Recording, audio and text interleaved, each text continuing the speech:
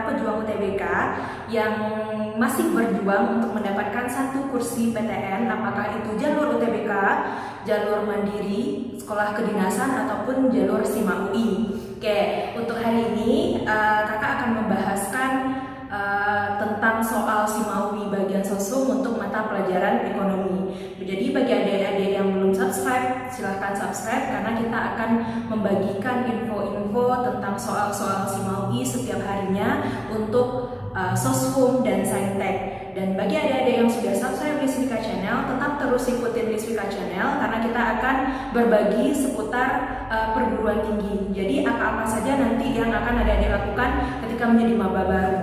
Oke. Nah, langsung saja kita lihat ke soalnya. Oke. Katanya di sini adalah fungsi permintaan monopolis adalah 2Q sama dengan 1000 kurang P. Fungsi biaya rata-ratanya adalah 2000 per Q ditambah 10 ditambah Q. Nah, yang ditanyakannya adalah harga pada saat keuntungan maksimum. Berarti ini adalah kombinasi materi biaya produksi dengan permintaan. Oke. Karena dia disebutkan di sana ada fungsi permintaan si monopolis. Oke, kita bikinkan diketahuinya dulu. Oke, diketahuinya ada fungsi permintaan, berarti dia dalam bentuk QD. Oke, sama dengan 2Q sama dengan 1000 kurang P. Lalu biaya rata-rata itu sama dengan AC ya. AC itu nilainya adalah 2000 per Q ditambah 10 ditambah dengan Q. Yang ditanyanya di sini apa? Yang ditanyanya adalah P pada saat maksimum. Pada saat maksimum. Oke.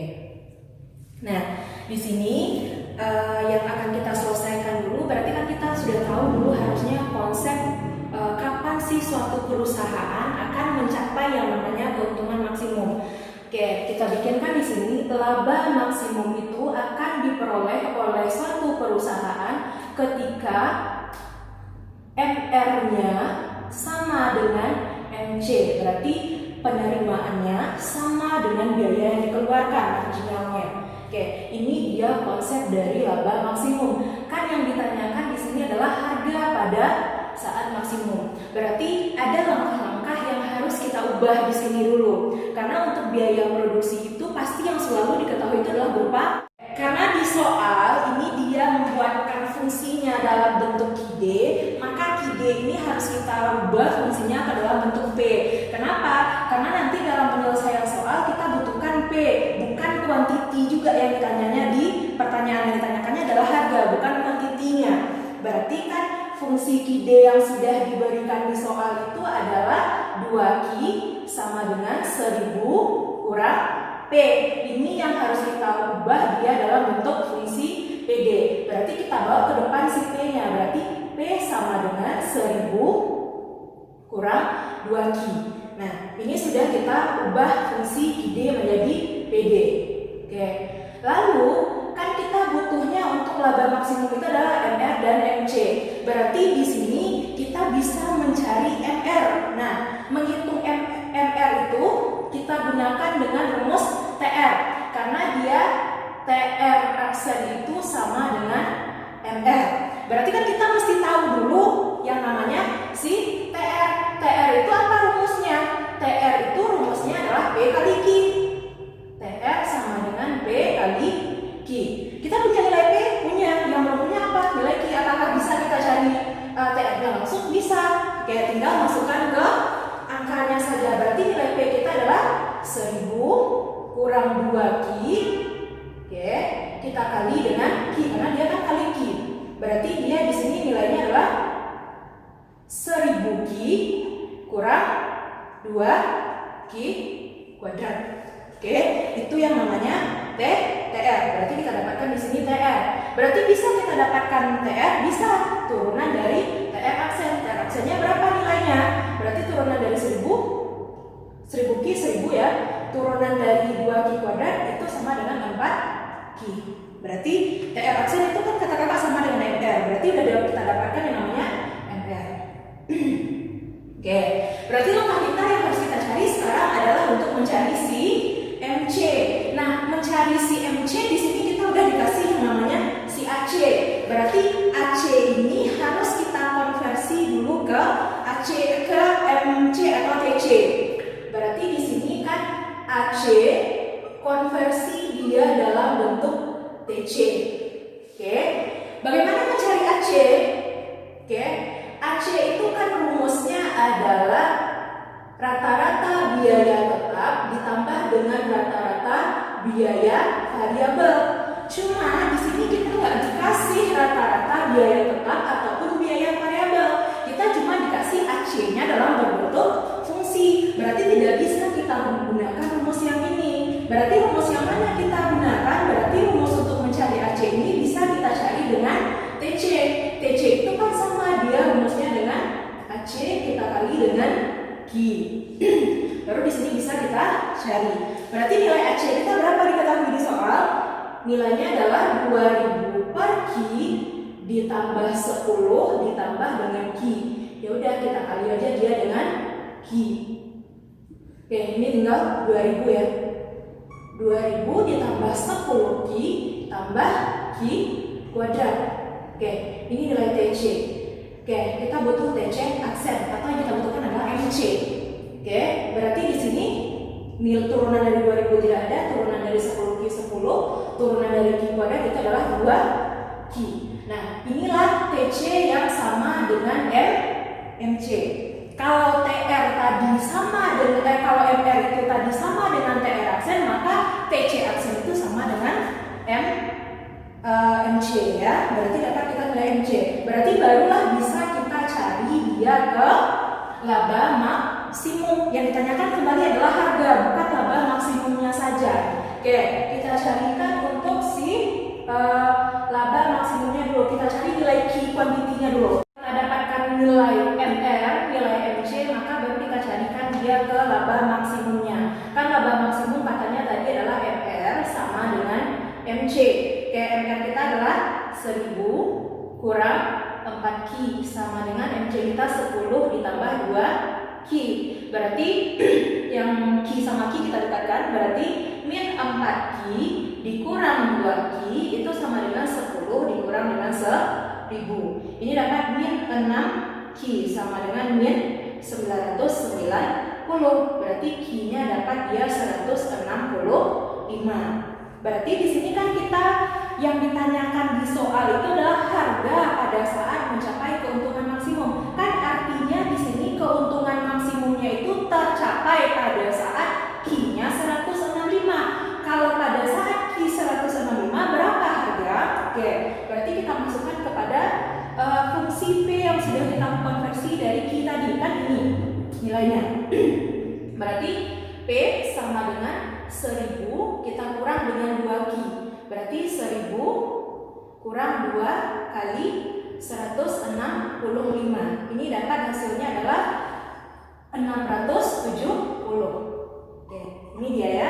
Berarti pada saat harga mencapai maksimum itu dia harganya adalah 670 dan pada saat Q 165. Oke. Nomor 2 ini adalah soal tentang pernyataan ya. Katanya di sini Pak Ade adalah pedagang sayuran. Harga sayur per kilogramnya itu adalah 50.000. Oke, harga sayur 50.000 per kilo. Pada saat harga 50.000 itu yang terjual adalah 100 kilo. Karena merasa peluangnya masih cukup besar, esoknya Pak Made menyediakan lebih banyak untuk menarik pembeli. Pak Made menjual dengan harga 40. Berarti kan dia di sini menurunkan harga yang awalnya 50 menjadi 40. Dan harga tersebut sayuran, dengan harga tersebut sayurannya terjual 200 kilo. Oke, berarti pada saat harga 50.000 yang terjual 100 kilo. Pada saat 40.000 itu yang terjual adalah 200 kilo. Berarti kan ini materinya adalah tentang elastisitas. Oke, elastisitas itu adalah tingkat kepekaan atau perubahan harga akibat perubahan jumlah barang yang diminta. Berarti elastisitas itu kita simbolkan dengan B ya. Oke, untuk menghitung elastisitas itu rumusnya adalah delta Q per delta P kita kali dengan P1 kita banding dengan Q1. Oke, ini dia untuk menghitung elastisitas. Nah, pasti kalau dalam soal SIMA UI itu bukan hanya menanyakan sebatas menghitung nilai elastisitasnya saja. Walaupun nanti soalnya nggak bentuk pernyataan seperti ini, pasti kalau dia udah bicara elastisitas, pasti dia lihat ciri-ciri dari elastisitas. Nah, kalau menghitung nilai elastisitasnya itu adalah delta Q per delta P kali P1 per Q1, maka nanti akan muncul ciri-ciri dari elastisitas ini. Nah, ciri-ciri elastisitas itu yang pertama dia disebut sebagai inelastis. Oke, kapan dia dikatakan inelastis? Ketika nilai E-nya kita peroleh itu kecil dari 1. Itu kita katakan dia sebagai inelastis ciri-cirinya. Kalau yang kedua, ciri yang kedua adalah elastis. Nah, kapan kita katakan dia sebagai elastis? Ketika E-nya besar dari 1. Yang ketiga, cirinya adalah normal. Atau kalau tidak ada di option normal, berarti katanya adalah unitary. Oke, unitary ini adalah ketika E-nya dapat 1. Dari hasil perhitungan ini dapat E-nya 1. Lalu yang keempat adalah dia inelastis sempurna. Kalau inelastis sempurna itu ketika E-nya sama dengan 0 kita dapatkan. Yang kelima adalah elastis sempurna. Elastis sempurna itu kita dapatkan ketika E-nya itu tak hingga. Oke, ini untuk konsep elastisitas. Berarti kita lihat di sini dulu dari pernyataannya, kan katanya permintaan sayuran yang dihadapi elastis. Apakah ia elastis? Berarti kan kita harus hitung dulu nilai elastisitas yang didapatkan. Berarti yang kita ketahui di sini adalah ada P1 ya. Pada saat harga 50.000 itu Q yang terjualnya adalah 100 kilo. Lalu pada saat harganya diturunkan menjadi 40.000, Q2-nya menjadi 200 kilo. Oke, masukkan ke dalam rumus. Berarti nilai E-nya sama dengan delta Q kita berapa? Perubahan Q-nya adalah Q2 kurang Q1 ya, 100 per delta P-nya adalah 10.000. Oke, kita kali dengan P1 kita. P1 kita adalah 50.000. Oke, Q1 kita adalah 100. Berarti ini bisa kita selesaikan ya. Berarti dia di sini habis dapat dia 5 per 1. 5 per 1 itu adalah di 5. Oke, nilainya adalah 5. Kalau dia 5, itu dia masuknya besar dari 1 ya. Berarti dia yang dihadapinya adalah elastis. Berarti pernyataan yang pertama di sini adalah benar. Oke. Lalu untuk pernyataan kedua, intinya kalau pernyataan 1 pasti pernyataan 3 benar. Cocok kan? Koefisien elastisitasnya nilainya 5. Benar kan? Yang nomor 3 udah langsung benar. Lalu yang kita cek 2 atau 4. 2 dan 4 benar apa tidak? Oke, katanya di sini penerimaan Pak Made meningkat. Oke, kita lihat saja. Oke, pada saat harga penerimaan ya atau revenue aja Pak bikin di sini, berarti kan 50.000 kali 100, ini dapat dia 5 juta. Pada saat harga 40.000 itu 200, ini sama dengan 8 juta. Berarti di sini terjadi peningkatan revenue-nya sebesar awalnya 5 juta menjadi 8 juta, berarti terjadi peningkatan revenue-nya sebesar 3 juta. Berarti benar ya? Oke, benar. Oke, apakah yang poin keempat juga benar?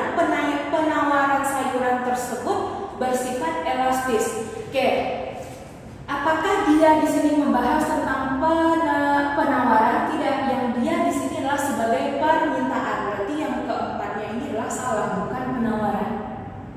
Oke, berarti jawabannya adalah kalau 1, 2, 3 benar, berarti jawabannya adalah yang A. Lanjut kita ke soal nomor 3. Soal nomor 3 ini materinya tentang akuntansi. Mungkin kalau adik-adik dapatkan soal SIMA-UI-nya panjang begini pasti malas mengerjakannya. Padahal ini sangat sederhana yang ditanyakan di soalnya. Cuma narasi soalnya yang dibuatnya panjang agar kita tidak mengerjakan gitu. Oke, kita baca dulu soalnya. Pada tanggal 1 Januari 2013, total aset perusahaan X sebesar 125 juta. Asetnya 125 juta. Lalu pada akhir Desember di tahun yang sama ya, 31 Desember di tahun 2013, asetnya menjadi 145. Berarti untuk aset di tahun 2013 ini terjadi peningkatan aset. Oke. Lalu narasi yang kedua, pada tanggal 1 Januari 2013 kewajiban perusahaannya 110. Oke. Pada 31 Desember juga meningkat, dia sebesar 115 juta. Nah, yang ditanyakan di sini adalah ekuitas. Oke, ekuitas. Berarti kan adik-adik sudah paham, ini dia hanya menanyakan tentang konsep dasar dari persamaan akuntansi.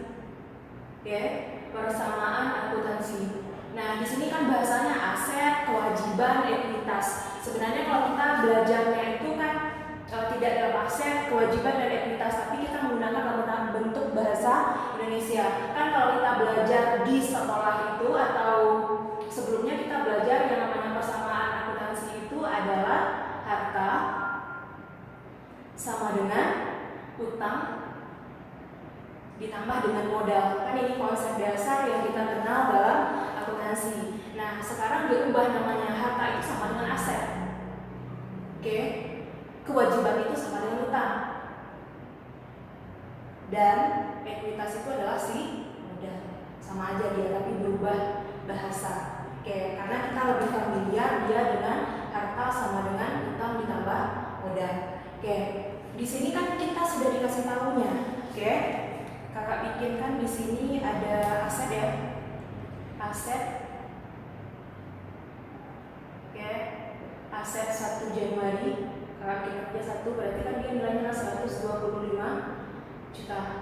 Oke, aset 31 Desember ini dia nilainya adalah 145. Oke, 145. Berarti di sini adalah kenaikan aset ya. Aset meningkat sebesar 20 ya. Aset meningkat sebesar 20. Berarti meningkat 20 juta. Jadi dapat kita kesimpulan di sini untuk aset saja itu dia mengalami peningkatan 20 juta. Oke, masuk kita ke kewajiban atau utang. Oke, kewajiban pada tanggal 1 Januari ya. Di sana kewajibannya adalah 110 juta. Oke, pada saat 31/12 itu kewajibannya meningkat menjadi 115. Oke, berarti di sini kewajibannya meningkat 5 juta. Oke, sekarang kan yang ditanyakan di soal itu adalah perubahan untuk si modal. Oke, kalau perubahan untuk si modal berarti kan kita harus cari dulu modal awal dan modal akhirnya. Berapa sih modal awal dan modal akhirnya? Bagaimana cara menentukan modal awal dan modal akhir? Berarti kita gunakan yang aset 1 Januari, kewajiban 1 Januari. Berarti kan di sini kita punya persamaan tadi adalah harta sama dengan utang ditambah modal. Ini yang untuk 1 Januari aja dulu kita cari. Oke, berarti harta kita di sini adalah 125. Utang kita berapa? 110. Berapa harusnya modal kita di sini? 15. Oke, bisa ya. Ini yang untuk modal tanggal 1/1. Lalu kita cari juga di modal yang 31 Desembernya. Oke, berarti kita lihat harta sama dengan utang kita tambah dengan modal lagi. Berarti hartanya berapa? 145. Oke, utang kita berapa? 115. Berapa di sini? 30.